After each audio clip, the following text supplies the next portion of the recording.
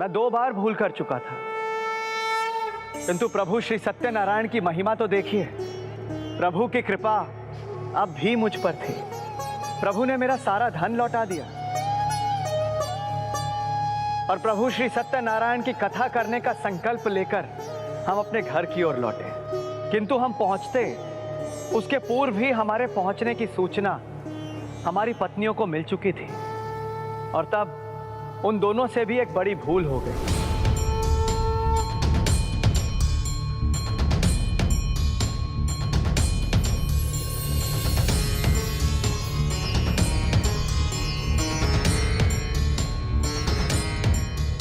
ऐसा प्रतीत हो रहा है मानो प्रभु सब उचित करने वाले हो। पुत्री, तुम्हारा ध्यान कहाँ है? प्रसाद ग्रहण करो। हाँ माँ। श्री सत्यनारायण जी की पूजा प्रसाद ग्रहण करने के बाद ही संपन्न होती है। देवी कलावती, आपके पिता और पति लौट रहे हैं। उनकी नौका नदी पार कर रही है। प्रभु ने हमारी सुन ली पुत्री, वो लौट रहे हैं। स्वामी आ रहे हैं। माँ,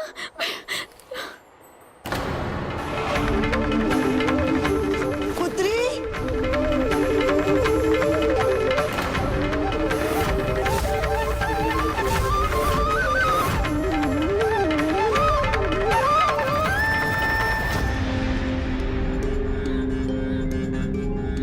ये क्या किया कलावती ने? अपने पति के लौटने के उत्साह में प्रभु के प्रसाद की अवहेलना कर दी।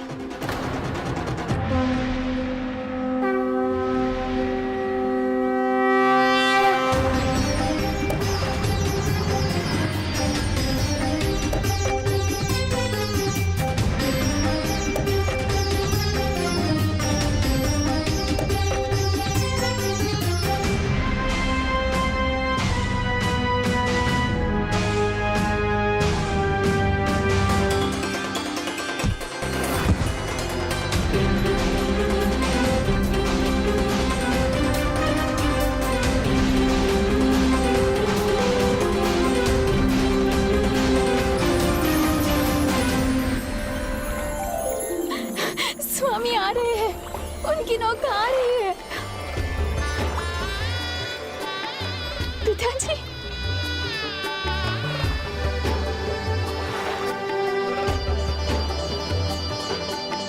पुत्री कलावती,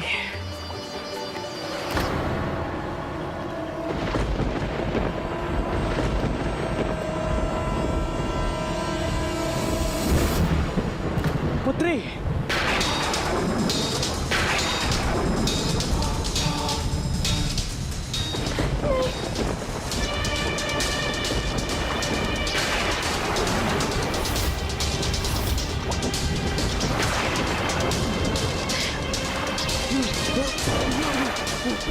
स्वामी, ये कैसा अनर्थ हो रहा है?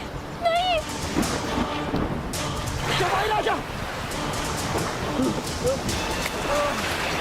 स्वामी,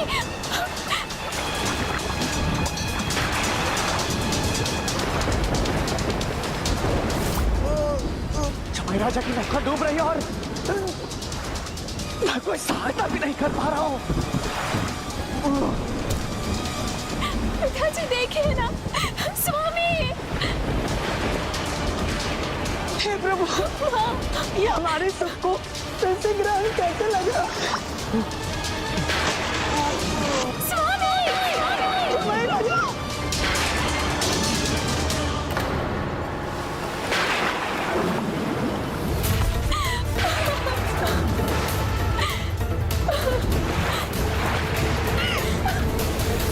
हे प्रभु, आपने कृपा करके मुझे जीवन में एक अवसर और दिया था, तो अब मुझसे ऐसी कौन सी भूल हो गई जो मेरे और मेरे परिवार के ऊपर इतना बड़ा संकट आ गया?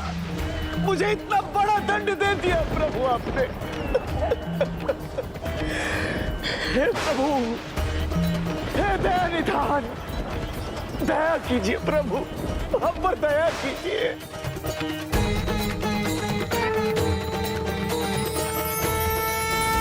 प्रभु दया कीजिए। मेरे पति की रक्षा कीजिए प्रभु, रक्षा कीजिए। कलावती, तुम्हें अपना संकल्प पूर्ण तो किया ना? कोई भूल तो नहीं हुई तुमसे?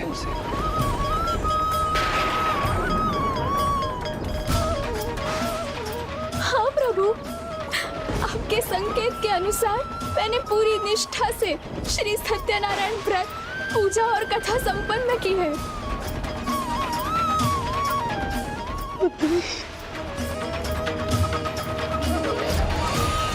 मेरे स्वामी आ रहे हैं।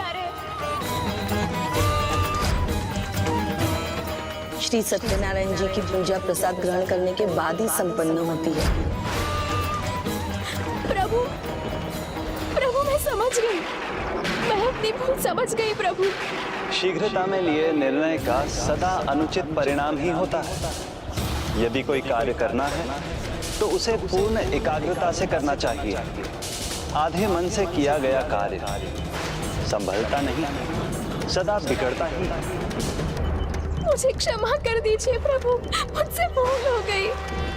जिनको खो चुकी थी वो लौट रहे हैं, ये सुन के मैं अपना सुख खो बैठी प्रभु। मैं अपनी भूल सुधारने को, प्रायश्चित करने को तत्पर हूँ प्रभु।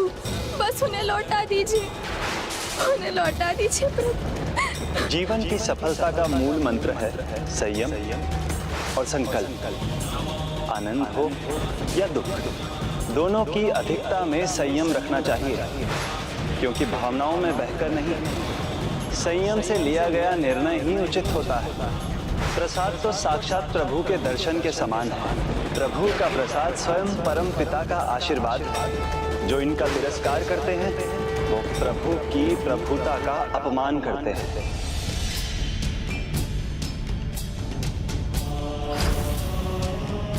ओह, सूर्योदय हो गया है, यानी स्वामी के उठने का समय हो गया।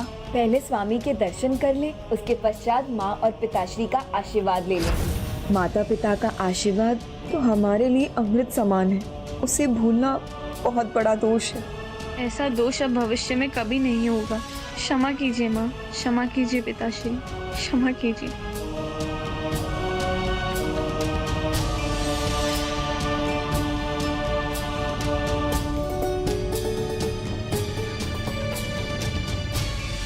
मुझे क्षमा कर दीजिए प्रभु, क्षमा कर दीजिए। मैं ये भूल फिर कभी नहीं दोहराऊंगी प्रभु, कभी नहीं। मेरा प्रसाद ही मेरा आशीर्वाद है और मेरे आशीर्वाद में ही मेरी क्षमा है।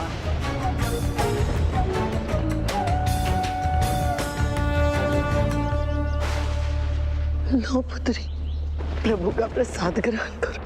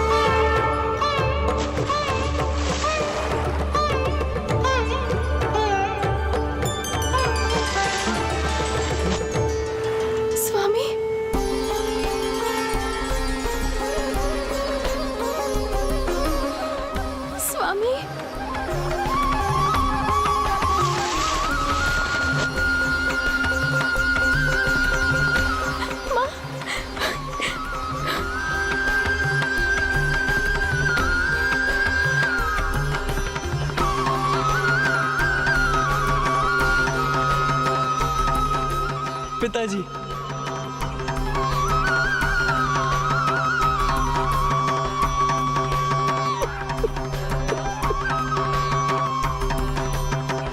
प्रभु, आपका ये प्रसाद स्वामी के लिए ही नहीं, मेरे लिए भी जीवन दान के समान है।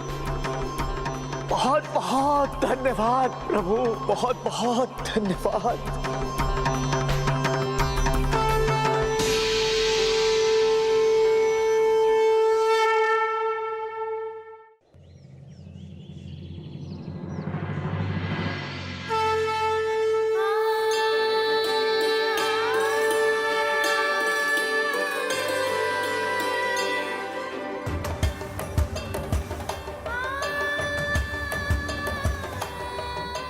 आश्चर्य, जो खोया था वो सब मिल गया हमें।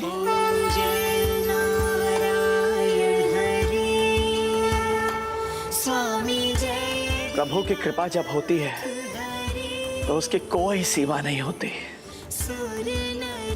बोलो प्रभु श्री सत्यनारायण भगवान की जय जय। बोलो प्रभु श्री सत्यनारायण भगवान की जय। बोलो श्री सत्यनारायण प्रभु की बोलो श्री सत्यनारायण प्रभु की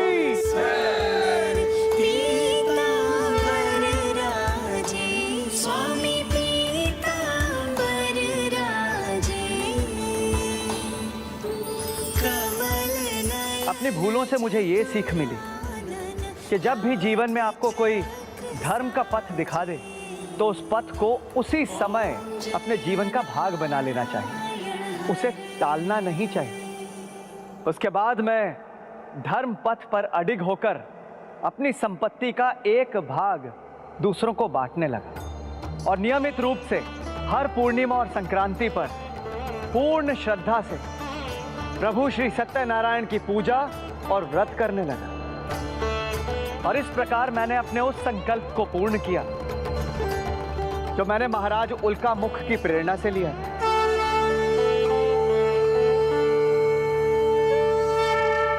महाराज उल्का मुख के रूप में मैं संपूर्ण जीवन अपने प्रण पर स्थिर रहा, जिससे मुझे धर्म पथ पे चलने में सहायता मिली। राजा और भक्त दोनों ही रूपों में मानवता के कर्तव्य निभाने की प्रेरणा मिली, जिसके कारण मुझे राजा दशरथ का जन्म मिला और जिसके परिवार में प्रभु श्री राम लला ने जन्म लेने की कृपा की।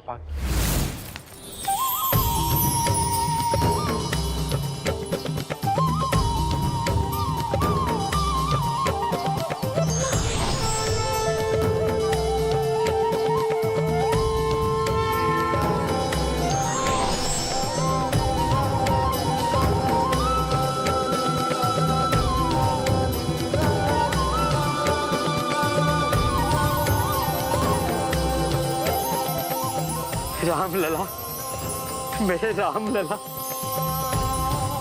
प्रभु श्री सत्यनारायण व्रत और कथा के कारण मैंने अपने पूर्व जन्म में जो पुण्य एकत्रित किए थे उनके परिणाम स्वरूप मुझे प्रभु श्री राम अवतार को अपने गोद में खिलाने का सौभाग्य प्राप्त हुआ।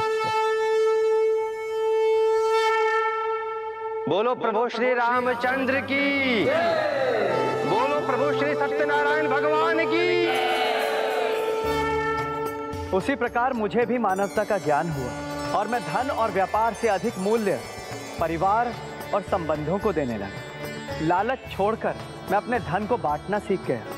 मेरा मनोभाव बदल गया और मैं एक स्वार्थी व्यापारी से उदार धर्मपरायण व्यक्ति का व्यवहार करने लगा। अपने परिवार का ध्यान रखना सीख गया और ये सब कुछ हुआ प्रभु श्री सत्यनारायण में मेरे अटूट विश्वास के कारण। और तब प्रभु की कृपा से मुझे राजा मोर ध्वज के रूप में जन्म लेने का सौभाग्य प्राप्त हुआ और इसी जन्म में प्रभु के साक्षात दर्शन का सौभाग्य भी प्राप्त हुआ। अर्थात अभी आपकी कथा शेष है? हाँ प्रथम पूज्य, अभी मेरी एक परीक्षा शेष थी। परीक्षा तो राजा मोर ध्वज की थी, किंतु इससे सीख मिलनी थी पांडु पुत्र धनुर्धारी अर्जुन को। ये भक्ति नहीं, तुम्हारा दंभ है पार्थ। नहीं माधव, मुझे पूर्ण विश्वास है कि मैं ही आपका सबसे बड़ा भक्त हूँ। मैं आपका वो भक्त हूँ जो आपके लिए अपने प्राण भी न्यौछावर कर सकता है। प्राण नहीं पार्थ, ईश्वर को भक्त से बस भक्ति ही चाहिए। और भक्ति का इससे बड़ा प्रमाण और क्या हो सकता है माधव? जो प्राण देने को तैयार हो वही तो आपका सबसे बड़ा भक्त है। और आपकी भक्ति में ये त्याग मात्र मैं ही कर सकता हूँ। तुम्हारे लिए यदि यही मापदंड है भक्त की भक्ति का, तो मैं ऐसे एक भक्त को जानता हूँ जो उसे भी न्यौछावर कर सकता है, जो उसे अपने प्राणों से भी अधिक प्रिय है। श्रीमन्नारायण नारायण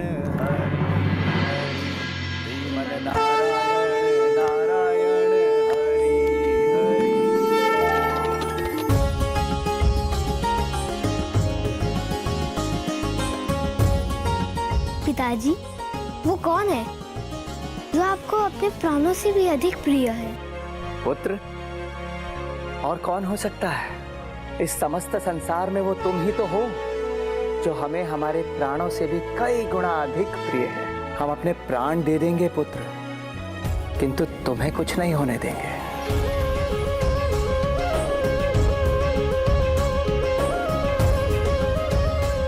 कौन है वो भक्त माधव?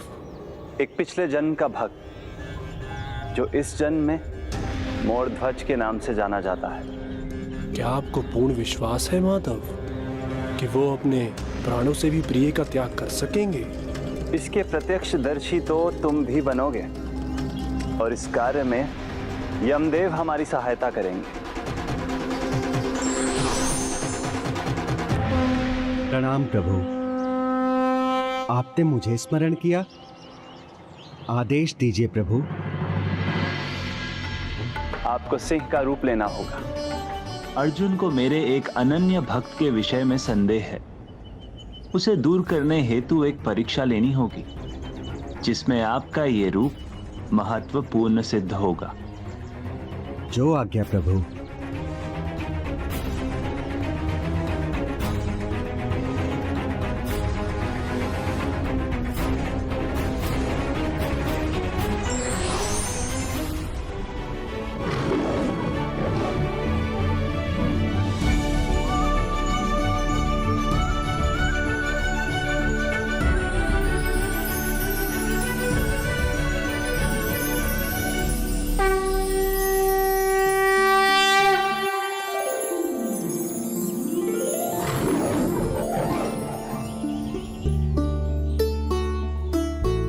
किंतु प्रभु श्री कृष्ण को यमदेव को सिंह रूप में लाने की आवश्यकता क्यों पड़ी? अपने अनन्य भक्त की परीक्षा लेने हेतु प्रभु के द्वारा रची गई ये एक लीला थी। उस समय ये मुझे ज्ञात नहीं था कि ये परीक्षा अर्जुन के भ्रम को दूर करने हेतु ली गई थी। मुझे केवल इतना ही ज्ञात था कि समस्त संसार में यदि मुझे अपने स्वयं के प्राणों से अधिक कोई प्रिय था तो वो था मेरा पुत्र। हम दोनों ही उसे इतना स्नेह करते थे कि पिताजी, मुझे ये पतंग उड़ाने का बहुत मन है। जब हमारे पुत्र का मन है तो हम उसे मना कैसे कर सकते हैं? मंत्री जी, ये लीजिए, जाइए आप।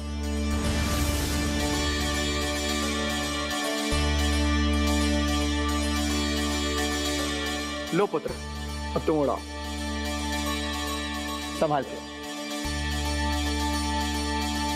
पिताजी, मेरी पतंग उड़ रही है, मुझे बहुत आनंद आ रहा है। पुत्र के हाथों में पतंग?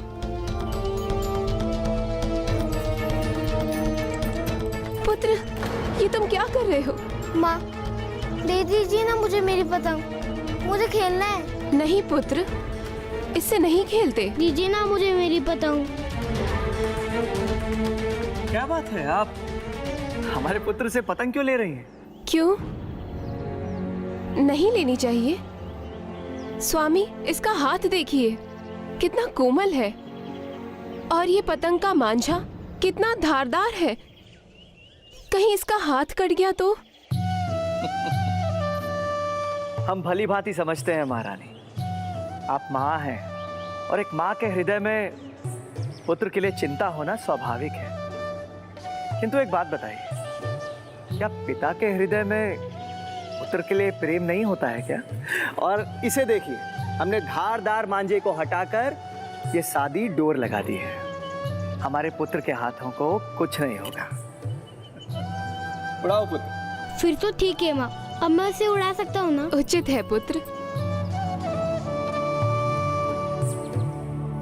महाराज, आप और महारानी युवराज की सुरक्षा के लिए कितना चिंतित होते हैं और उनका कितना ध्यान भी रखते हैं। मुझे स्मरण है, जब उनका जन्म हुआ था तो आपने राजकुमार के पालने पर पुष्प बिछवा दिए थे। राजकुमार जब चलने योग्य हुए तो आपने संपूर्ण राज्य भवन की भूमि को कोमल बिछौने से ढकवा दिया था और खेलने के लिए केवल पुष्पों के खिलौने ही दिए। माधव, जो पिता अपने पुत्र को इस प्रकार सहज कर रखता हो, वो उसका त्याग कर दे?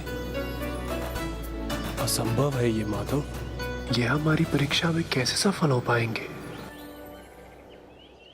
महाराज, आप और महारानी युवराज के प्रति अपने प्रेम को कैसे नियंत्रण करेंगे? और महाराज, उन्हें शिक्षा लेने के लिए गुरुकुल कैसे भेजेंगे? और फिर अब तो उनकी आयु भी हो रही है। नहीं नहीं मंत्री महोदय, आप हमारे पुत्र को हमसे दूर करने का सुझाव कृपया हमें ना दें। हमारा पुत्र सदैव हमारे साथ रहेगा। हम अपने नेत्रों से कभी ओझल नहीं होने देंगे। किंतु महाराज, फिर वो किंतु परंतु कुछ नहीं मंत्री महोदय। हमारे पुत्र को जो भी ज्ञान और शिक्षा की आवश्यकता होगी, हम उसकी व्यवस्था यहीं हमारे राजभवन में हमारे नेत्रों के समक्ष करेंगे। किंतु महाराज, गुरुकुल? पिताजी, पिताजी। क्या हुआ पुत्र? देखिए ना पिताजी, मेरी पतंग वृक्ष में फंस गई है।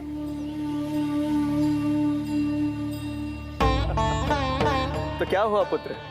तुम्हारे पास पतंगों की कोई कमी है क्या? दूसरी ले लो।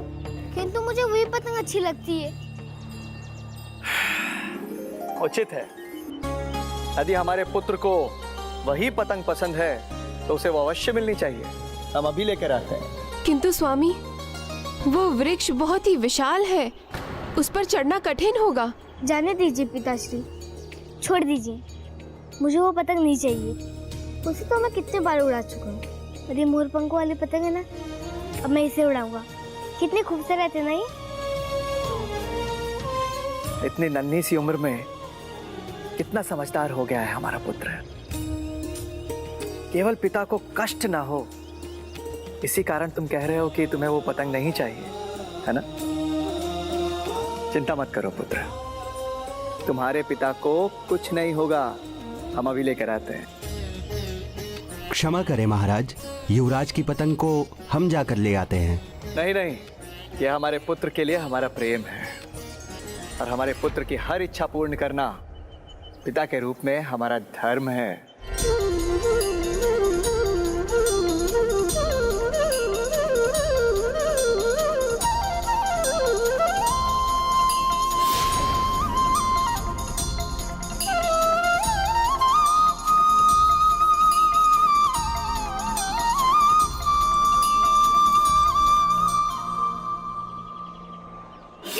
स्वामी, संभल कर। रानी, आप चिंता न करें, हम सुरक्षित हैं। इस बार हम पहुंच जाएंगे।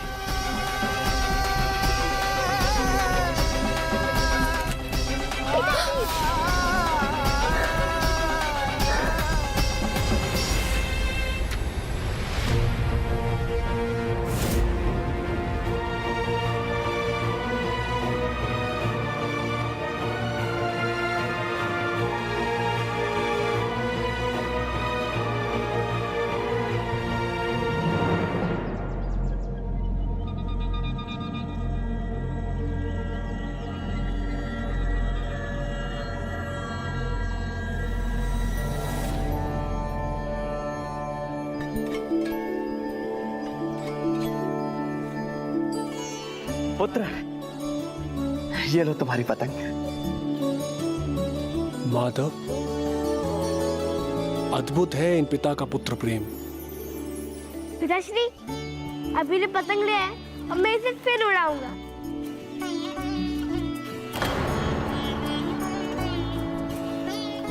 स्वामी, आपके हाथ में रक्त। पिताश्री, आपके हाथों में घाव कैसे? पुत्र, ये तो छोटा सा घाव है। तुम्हारे मुख पर मुस्कान देखने के लिए हम अपने प्राण भी न्यौछावर कर सकते हैं।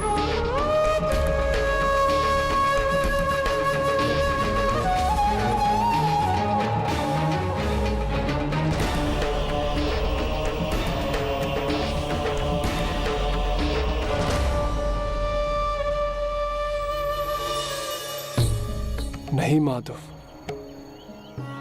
महाराज मोरध्वज अपने प्राणों से भी प्रिय पुत्र का त्याग कदापि नहीं कर सकते। पार्थ, प्रेमी मन तो बस प्रेम करना जानता है, फिर वो अपने पुत्र के लिए हो या अपने भगवान के लिए, किंतु किसके लिए, उनका प्रेम कितना सार्थक है, इसके लिए तुम्हारे मन में जितने भी प्रश्न हैं, जो भी संदेह है,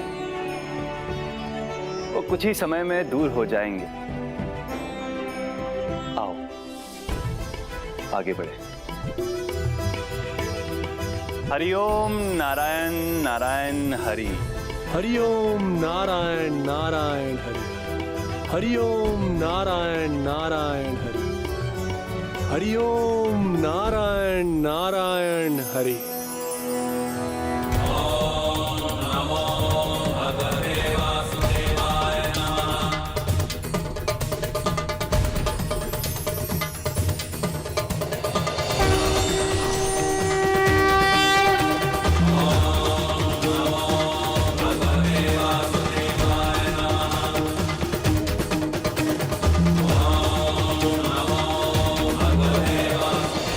क्या ये आप ही हैं प्रभु?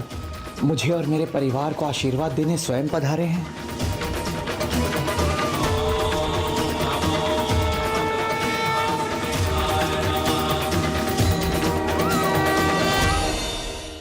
श्रीमन नारायण नारायण हरि। कहाँ खो गए आप महाराज? इस नारायण भक्त और उनके साथी का स्वागत नहीं करेंगे? प्रणाम ब्राह्मण देवता, मुझे क्षमा करें। आपके दर्शन इतने अद्भुत हैं, मैं तो मंत्रमुग्ध हो गया। एक क्षण के लिए मुझे ऐसा लगा मानो आपके रूप में साक्षात मेरे प्रभु श्री नारायण पधारे। जो होता है उन्हीं की इच्छा से होता है महाराज। आप समझ लीजिए, हम यहाँ आए हैं तो उन्हीं की इच्छा से आए हैं, भरपेट भोजन की आशा में। क्या आप हमें भरपेट भोजन करवाएंगे? आप जैसे दिव्य अतिथि मेरे द्वार पधारे हैं, मैं आपकी सभी आशाएं पूर्ण करूंगा। एक बार पुनः विचार कर लीजिए महाराज, क्योंकि हमें भरपेट भोजन कराना किसी भी मानव के लिए सरल नहीं होगा। मैं आपको वचन देता हूं, मैं आपको और आपके किसी भी साथी को अपने द्वार से भूखा नहीं लौटने दूंगा। आपकी सेवा करना तो मेरा परम सौभाग्य होगा। आइए ब्राह्मण देवता, और अपने चरण रज से मेरे इस भवन को पवित्र कर दीजिए। अवश्य, किंतु ये भी है हमारे साथ।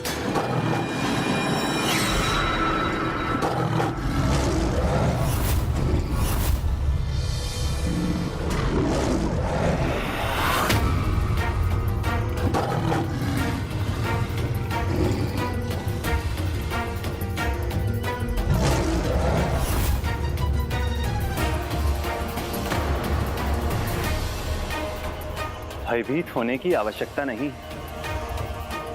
यह सिंह शांत प्रवृत्ति का है, ये किसी पर भी आक्रमण नहीं करता है। ये केवल अपना भोजन करता है। ये जो सिंह आप दोनों के साथ आया है, अवश्य ही ये आप दोनों के समान दिव्य होगा। इसलिए मेरा धर्म बनता है कि मैं आप तीनों का पूरे तन मन और धन से समान रूप से सत्कार करूं। आइए पधारिए।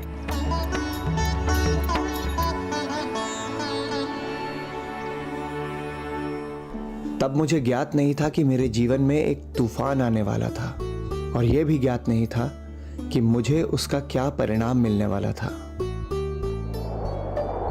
ये कैसा आभास है जो मुझे निरंतर अशांत कर रहा है?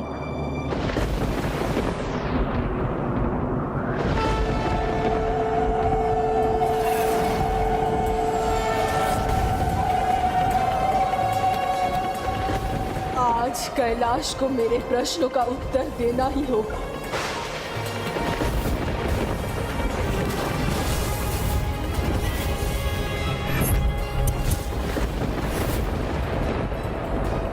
सबको आज मेरे क्रोध का सामना करना ही होगा।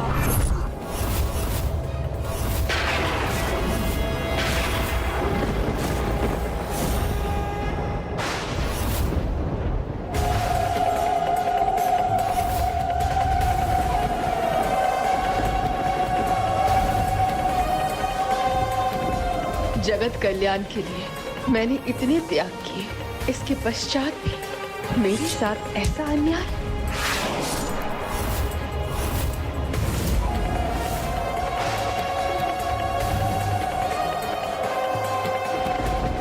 आज आप सभी ने उचित नहीं किया। इस अवसर पे मुझे ही नहीं बुलाया। इस पावन अवसर में आप सभी मुझे ही भूल गए। ये कदापि उचित नहीं है।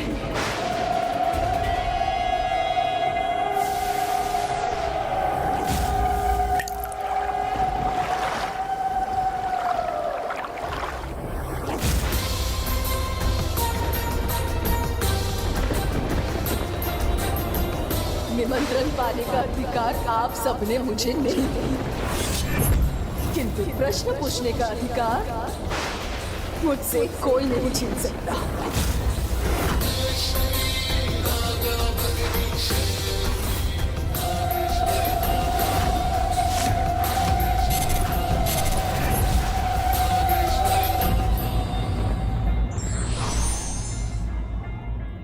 स्नान से तन शुद्ध होता है, ध्यान से मन, दान से धन शुद्ध होता है और परिश्रम से कर्म।